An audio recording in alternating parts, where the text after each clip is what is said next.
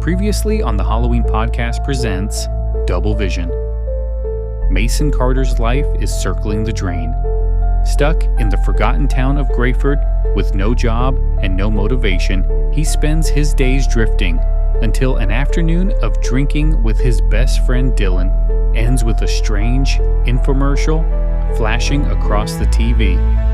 It's for a ridiculous product called the Demon Slayer Deluxe Kit. Just background noise, until Mason sees something in the mirror. A second version of himself, watching, smiling. As the day passes, the visions grow worse. Mason begins seeing doubles of others too. People around town, twisted and wrong. When Natalie, his girlfriend, gives him an ultimatum, Mason tries to clean up. With Dylan's help, he fixes his truck and Mason lands a job at the mill. But to celebrate, the two decide to have just one drink. They head to the bar, unaware that everything is about to change. Let's continue.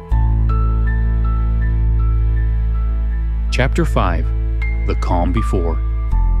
A month had passed since Mason and Dylan walked into that nameless bar. Just one drink. Mason had kept to it. No rounds, no blackouts, no doubles. He hadn't seen another one since that night on the couch, and for a while, it was easy to convince himself the whole thing had been a vivid, drunken hallucination. Stress, booze, guilt. The perfect cocktail for a breakdown. Since then, Mason had stayed clean, not sober forever.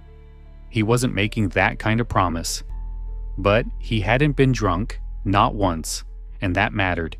He was showing up every morning at the mill. 6 a.m., steel-toed boots on, coffee in hand. He worked hard, took the crap shifts, didn't complain, and people noticed, even Todd. "You're not completely useless, Carter," Todd said one afternoon, handing Mason a set of forms to file. "If you keep this up, I might stop calling you a screw-up behind your back." Mason smirked. Might? Let's not get crazy. Todd walked off and Mason chuckled under his breath. It wasn't exactly praise, but from Todd, it may as well have been a standing ovation. Things were finally normal. He and Natalie weren't perfect, but the tension had loosened. They ate dinner together most nights, watched shows on the couch. She smiled again, even laughed sometimes.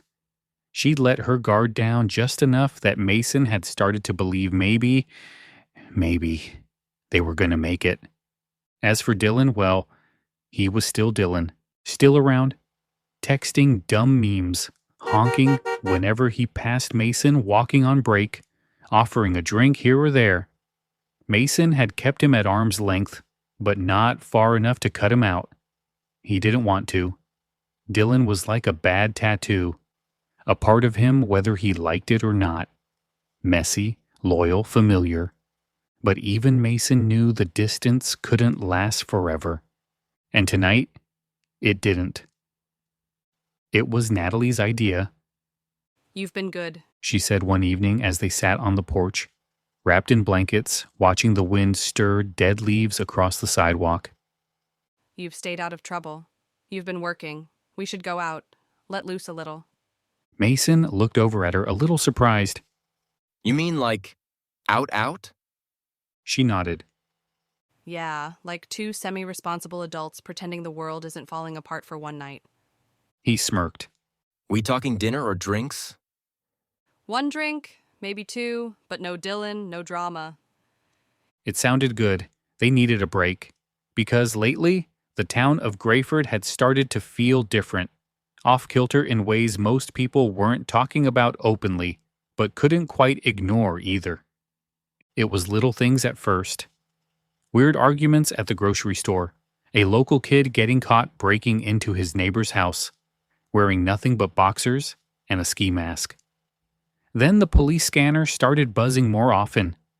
Fights, strange assaults, a woman biting her coworker during a staff meeting, a high school janitor chasing students with a mop, shouting about false faces. People said it was the water or the economy, or drugs? Mason wasn't so sure. He'd started reading the paper again, small, local stuff mostly, and more than once he'd recognized a name in the police blotter. A neighbor. A guy from high school. The guy who ran the gas station down on 5th, who'd suddenly locked himself inside the freezer and refused to come out for 6 hours. Something was going on, something ugly, and deep down, Mason knew what it was. He just wasn't ready to face it yet. They picked a bar just outside of town. One of those places with worn leather booths, neon beer signs, and a jukebox still running off CDs. It had been years since they'd gone there, back when nights out were the rule, not the exception. Mason hadn't been inside a bar in a month. It felt almost like walking into a memory. The place was half full. Familiar faces scattered around. A few construction guys, a couple of older regulars he remembered from before. Nothing obviously wrong. Just a low buzz in the air. The kind you get before a thunderstorm. Natalie ordered drinks while Mason grabbed a table near the back. He scanned the room casually, telling himself it was just habit, but part of him was watching for something else, something other. She returned with 2 glasses and a crooked grin. Still drink it how you used to? Gotta keep some parts of me consistent. They clinked glasses. For a moment, Mason allowed himself to believe they were okay. That the weirdness out there didn't have to follow them in here. But it had. Even if it was quiet. In the corner, an old man was talking to a bar stool like it was his long-lost brother. At the pool table, 2 guys argued about who was solids, but their voices had that edge, that wrong rhythm. Like they were trying to remember how arguments were supposed to sound. And somewhere near the bathroom, a woman stood facing the wall, not moving, not speaking, just standing. Mason tried not to look too long, tried not to look for doubles. Natalie leaned across the table. You okay? Yeah, Mason said. just glad to be here. He smiled. She smiled back. And that was when the door slammed open. What's up, Grayford? Dylan Knox, in all his reckless glory, stumbled in like he owned the place. Leather jacket half-zipped, hair windswept, and that same half-grin he wore when trouble was already brewing behind his eyes. People clapped him on the back, nodded, called out his name. Jesus.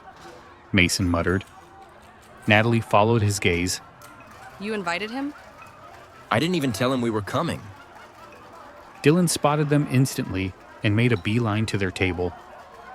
Mason freaking Carter. He said, arms out, loud enough for the whole bar to hear. You clean up all right, brother. Natalie gave a tight smile as Dylan leaned in and threw an arm around Mason's shoulder. Natalie, Dylan said with mock civility. always a pleasure. Dylan, She replied, her tone neutral but not unkind. nice to see you. Sober. He chuckled and patted Mason's back like a proud uncle. I see you've got him all respectable now. I don't know if I like it. Try. Natalie said with a small grin. Just for tonight. She turned back to the bar to grab another round, leaving Dylan alone with Mason. You look good, man. Dylan said, reaching into his jacket.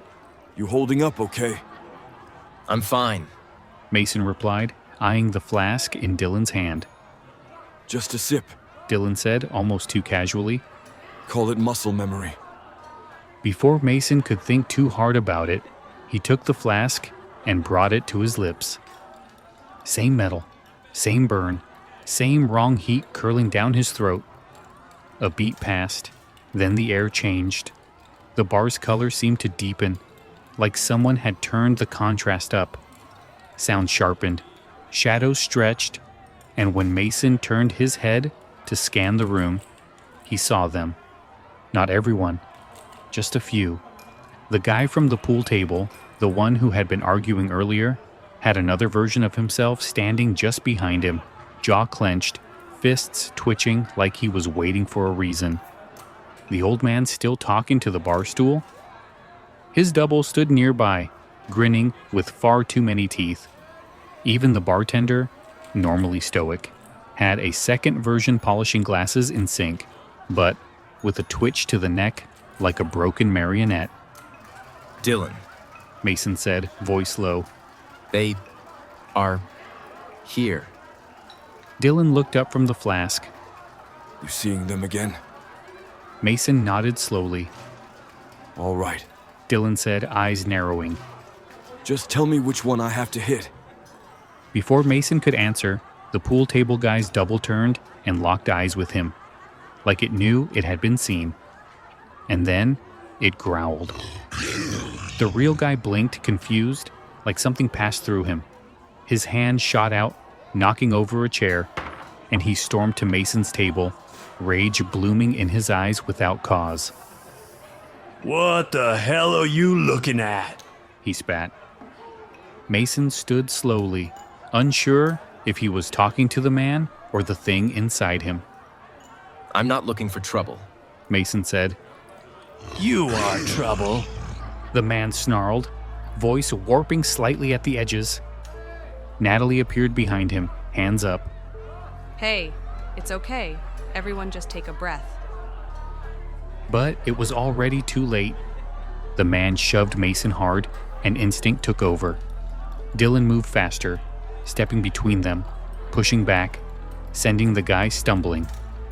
Then fists flew. The bar erupted into chaos. Chairs tipped, glass shattered, someone screamed. Natalie tried to pull Mason away, yelling his name, but Mason couldn't look away from the double. The version still standing in the same spot, untouched, grinning wider as blood hit the floor. Mason and Dylan fought hard. Mason landing a solid punch, Dylan tackling the man as the crowd screamed and scrambled. But no matter how much they hit him, the double never flinched. And then came the sirens.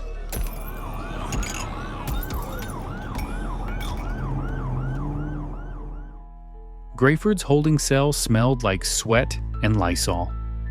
Mason sat on the bench, a cold pack pressed to his temple. Dylan was across from him, sporting a bloody nose and a satisfied smirk. Well, Dylan said, spitting into a napkin.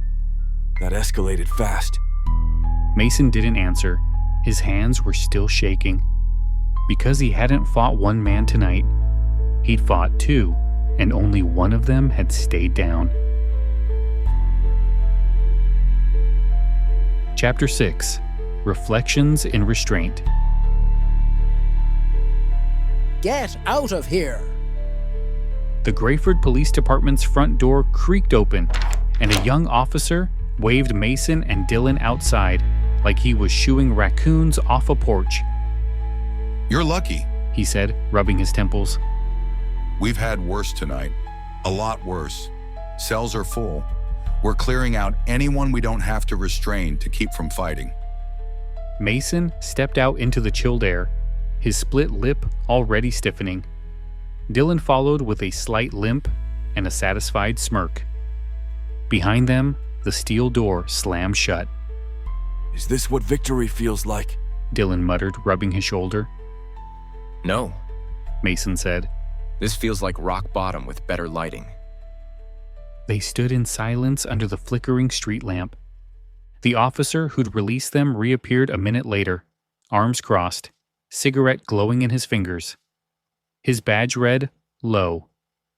You two ever gonna grow up? Officer Lowe asked, though his tone wasn't exactly angry, more tired. Mason shook his head. Not tonight. Lowe took a drag, then glanced up and down the street. You're lucky. Some guy tried to headbutt the snack machine in the lobby because it was judging him. We've had 4 fights, 2 nervous breakdowns, and 1 guy arrested twice in 3 hours. People are losing it out there. Mason blinked. All tonight? Feels like the whole town snapped. Lowe flicked ash into the gutter. Like something got into the water or the air, or all of us. He gave them a final look. Go home. And if you see any more weird, keep your heads down. He turned back inside, door locking behind him with a loud clunk. Dylan kicked a rock into the street. Guess we're walking. Mason sighed. Truck's still at the bar. They started the slow, silent trek back toward the edge of town. The walk took 20 minutes. Mason and Dylan limped along the edge of dark, empty streets, shoes crunching over scattered leaves. Neither said much. The adrenaline was gone now, and the aches were setting in. Mason's head throbbed, his lip was split, and his hands still trembled from the fight. When they reached the bar's parking lot, Dylan exhaled sharply at the sight of his truck. Thank God I left my phone in there. He muttered, fishing it out from under the driver's seat as he climbed in. We'd have been totally screwed otherwise. Mason opened the passenger side door and dropped into the seat with a groan. He patted his jacket and jeans. Nothing. I don't have mine. He said. No clue where it went. Probably on the bar floor next to a broken pint glass. Perfect. Dylan handed him his phone. Here, call Natalie before she drives over to stab us both. Mason didn't argue. He dialed and held the phone to his ear. She picked up on the first ring. How did you get out? Where's Mason? She asked immediately. It's me. Long story. We're okay. There was a pause on the other end. Then, Come home. I'm so mad at you. We're headed there. I left the second the cops showed up. Didn't even wait for them to finish cuffing you two. I was scared. Something just didn't look right with those people. I needed to get out of there. her voice dropped slightly. On the way home, I saw some weird stuff. People were acting just like those at the bar. Mason sat up straighter. Weird how? I don't know. She said. People standing in the street, staring, not moving, not blinking, like they weren't really there. I thought it was just adrenaline, or maybe I was panicking. But something felt off. Mason closed his eyes. You're not crazy, He said. I didn't want to tell you this, but lately when I've been drinking too much, I see things. Evil people next to ordinary folks. It's hard to explain, but something's going on. We'll be there soon. He hung up and handed the phone back. She saw them too, He told Dylan. or something like it. Dylan started the engine. Then we're not the only ones cracking. No, I think we're the only ones seeing the cracks. They pulled onto the road, headlights sweeping across empty buildings and sleeping houses. The streets felt colder than before, quieter, like the town itself was holding its breath. Halfway back to Mason's house, he sat up suddenly. I want to talk to one of them. Dylan raised an eyebrow. One of the doubles? Yeah. Every time I've seen one, I've been too freaked out to try. I want to know what they are, what they want. If they're merging with people, I need to know how far along it is. Maybe I can stop it. Dylan didn't answer right away. You're seriously gonna... what? Walk up to one and start asking questions? If I have to. They turned onto Franklin Street, tires crackling over gravel. That's when they saw him. Mr. Jenkins, just standing on his front lawn in his slippers and cardigan, staring straight up at the sky. His dog sat beside him, leash limp in his hand. His mouth moved, but there was no sound. Nope. Dylan said immediately. Nope, nope, nope. Mason was already opening the door. I saw his double a month ago. He might be one of the first. Jenkins didn't even react as they approached, just kept looking upward like he was waiting for something to descend. His breath fogged faintly in the cool air. Mr. Jenkins? Mason asked softly. No answer. Then Jenkins turned his head slowly and smiled. Not at them, not really. Just smiled. Dylan pulled the truck around. So, what's the plan here? Politely ask him to come with us. Not exactly, Mason said. Help me get him in the truck. I hate this plan. Dylan muttered, climbing out. 20 minutes later, Mr. Jenkins was tied to a chair in Mason's basement, hands secure. The leash from his beagle looped around one arm for good measure. He didn't protest much. He just blinked slowly and looked around the room like he wasn't seeing any of it. Mason stood in front of him, Dylan to the side, crowbar resting against the wall. They'd texted Natalie on the way, letting her know what they were doing. When they pulled into the driveway, she was already on the porch, pacing, waiting. She didn't yell.